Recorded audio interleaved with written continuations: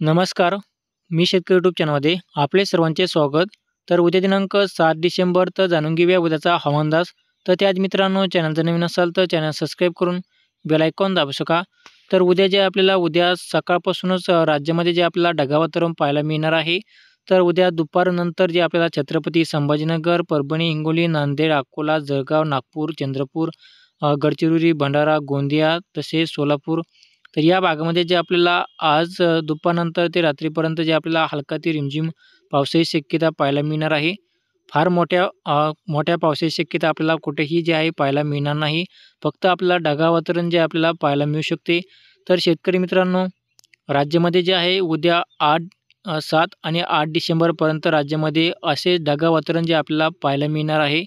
तर शेतकरी मित्रांनो, असे हवामान जाणून घेण्यासाठी चॅनल सबस्क्राईब करून बेल आयकॉन दाबू शका. धन्यवाद.